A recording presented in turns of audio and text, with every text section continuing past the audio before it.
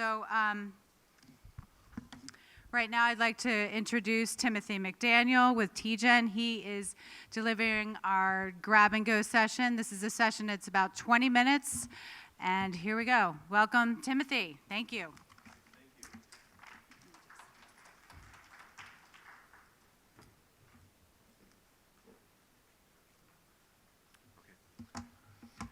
So first of all, good afternoon, and I just wanted to thank you so much for allowing me to speak and for your attention.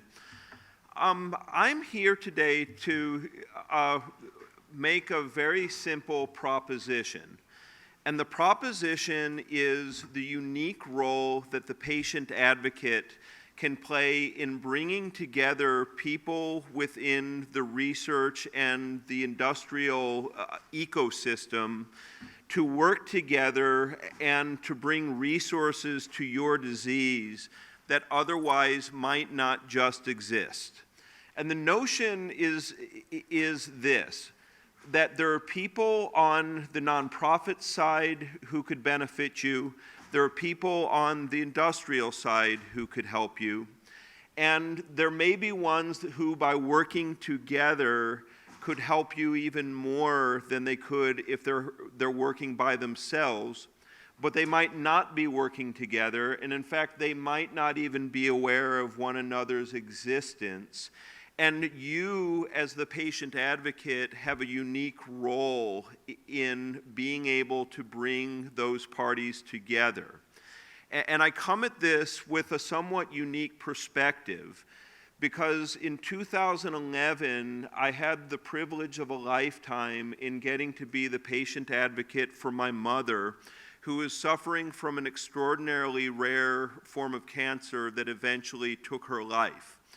But as her patient advocate, I was able to channel my desperation and organize a group that included 4 different universities and nonprofits, 3 different companies, and 4 different hospitals, and combine those researchers and doctors to, number 1, identify what was driving her rare disease. Number 2, identify a drug that could be repurposed. And I got the privilege of then witnessing, for a very brief but magical time, watch that drug have a breathtaking effect on my mother's disease. And not only extend her life, but also give her quality of life. That experience then actually brought me from my position in industry, where I was for many years, to decide to move to the nonprofit sector. In fact, I'm now working for TGen. It stands for the Translational Genomics Research Institute. But we're a nonprofit. It was the nonprofit that was part of that group that I was able to put together, and it was the one that found all the answers in my mother's case.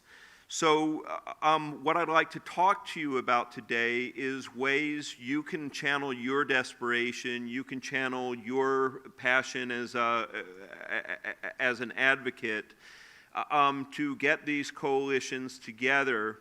And then I'd also like to talk about a very specific mechanism that I think is an untapped source of funds called the SBIR program. So with that, so this is TGen.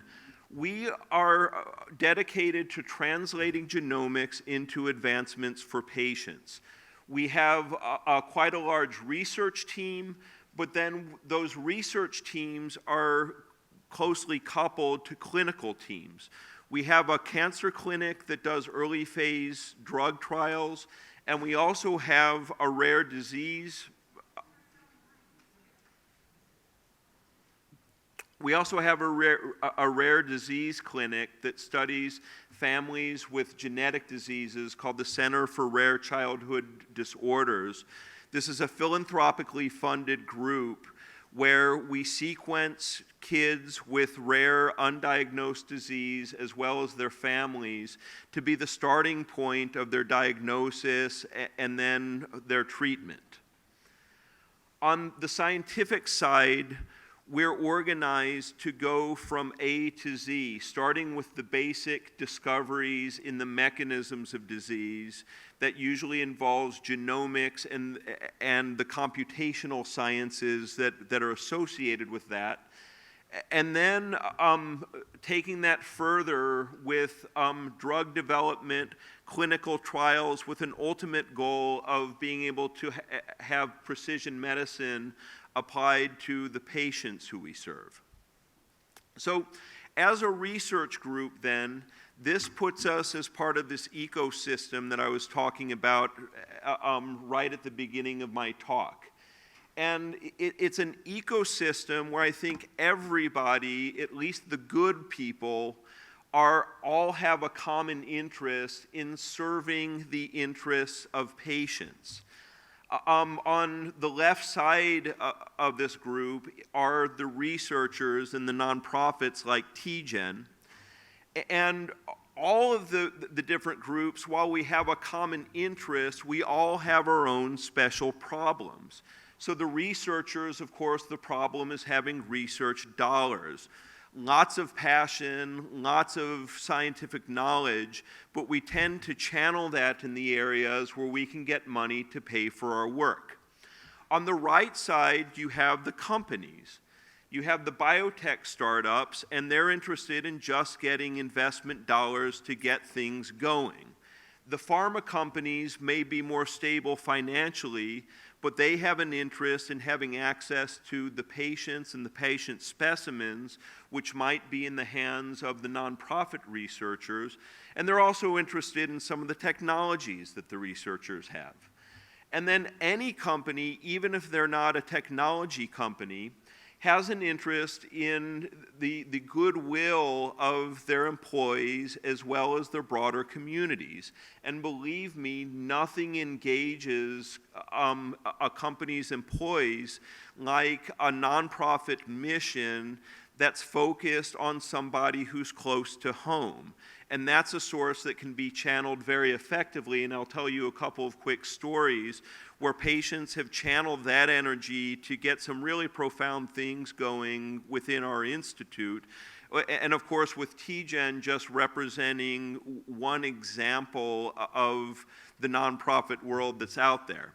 And then, of course, sitting in the middle of all this is the family, the patient advocate, and I would lump in with that the doctors who are serving these families. And you have the unique role because you have the desperation, you have the passion, you have a stronger stake in this than anybody else on this diagram. You're Googling this far more than anybody else is. And while everybody else has a very general interest in seeing patients benefit, you have a very specific interest in the disease that's affecting your family. And so that knowledge of your rare disease plus that passion puts you in contact with people who, again, might be able to come together and who might not even know of one another. And so you have the role as matchmaker, which can be very effective and bring money in the direction of your disease that otherwise just would never be there in the first place if you hadn't stepped into it. And I know I've heard in a number of talks today the frustration, the very real frustration, with the fact that not everybody out there wants to collaborate. Not everybody out there is willing to share their specimens. And this is a very real thing and something that I encountered in my odyssey with my own mother. And the fact is that for every 5 doors I knocked on, there was one that answered. But that's the place where your passion is your weapon. you will keep knocking, you will keep going, and you will find the people who are willing and interested in bearing their talents and their resources to your problem. And that brings me to the second point, is that once you find the people who are collaborative, once you find the sharers, they tend to run in packs, and they tend to bring with them a lot of friends who are also of that mindset. So it's a very unique role that you play, and just, speaking from TGen, we love pharma companies, and we love pharma companies for the same reason that bank robbers love banks. It's where the drugs are, and if I'm sincere as a researcher, as wanting to see my work benefit patients, well, at the end of the day, I'd better be able to connect it to some kind of treatment, or I'm just a dog sniffing an infinite series of rat holes. Again, you as the patient advocate are the connector, and I want to just tell a couple of stories that will make the point. Okay, case study number one, an extremely rare neglected disease called MSA.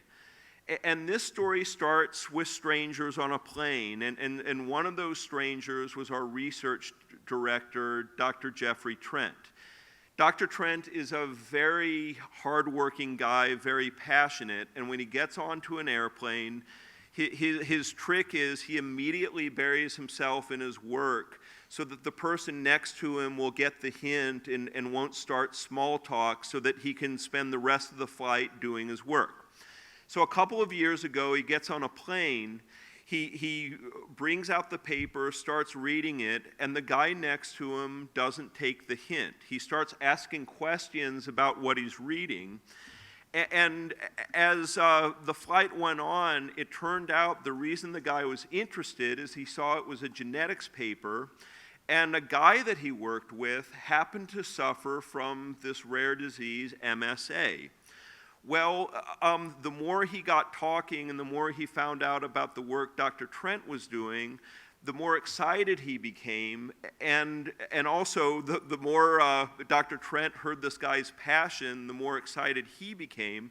And it turned out TGen had a back burner project. One of our investigators was working on MSA, but it was a passion project. He had no funding. It just so happened that he came across a patient who had, with that condition, who had his genome sequence. He provided the genome sequence to this researcher, and kind of when the guy had some spare time, he would dig into the genome to see if there was anything interesting there. Well, when this patient advocate went back to his employer, he worked for Nestle Waters, which is a group that serves the restaurant industry.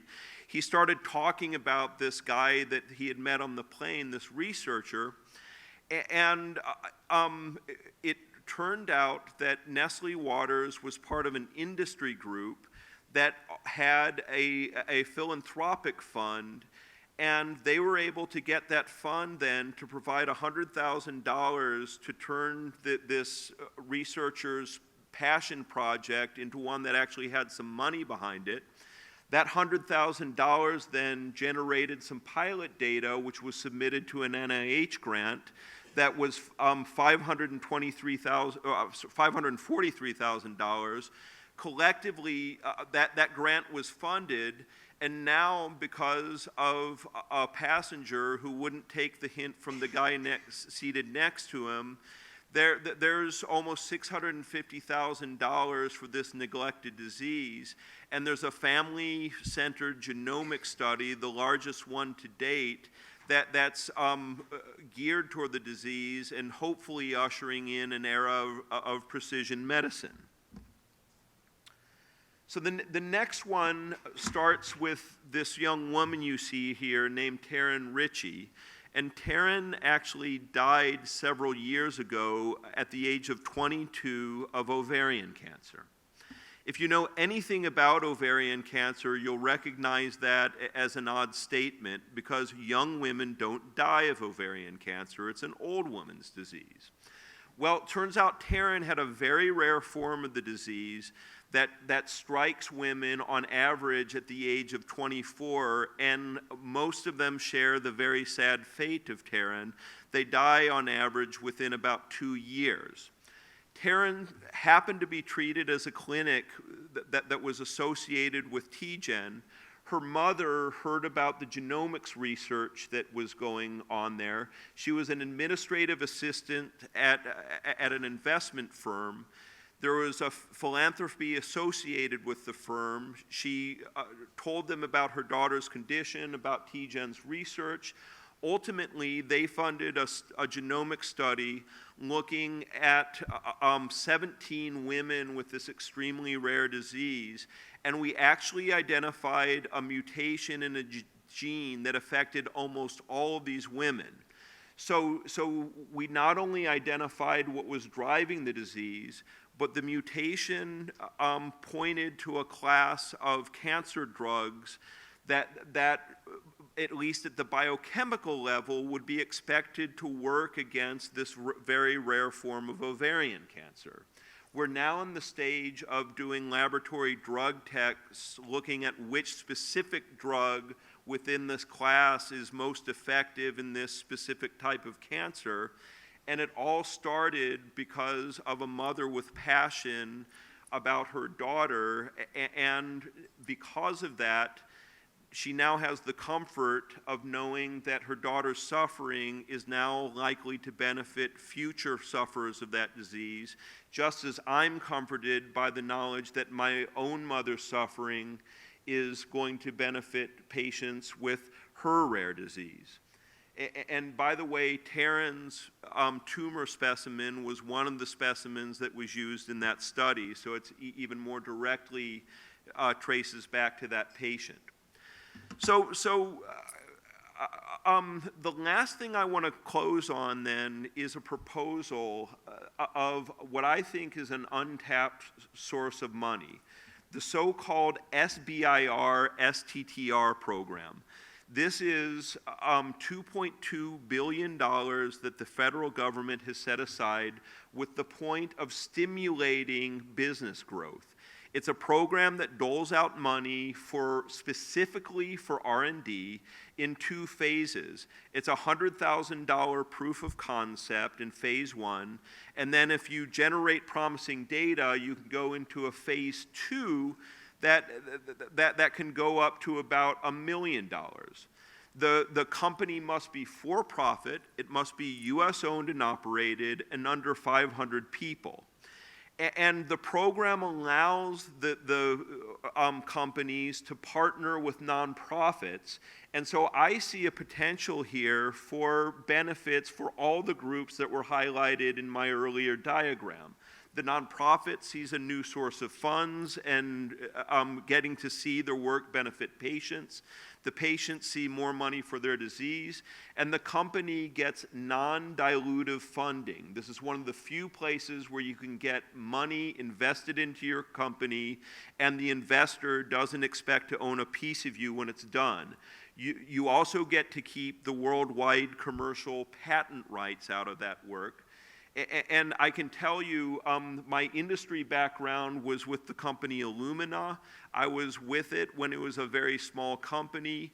It's now a fairly big company. We funded nearly all of our early technological development using the SBIR program, and we did about half of that work with nonprofits who got funded out of that money. So that is my pitch, and I would love to answer any questions you may have after that. And in case you haven't guessed, TGen would love to be a nonprofit partner in these industry partnerships. Thank you so much for your attention and time.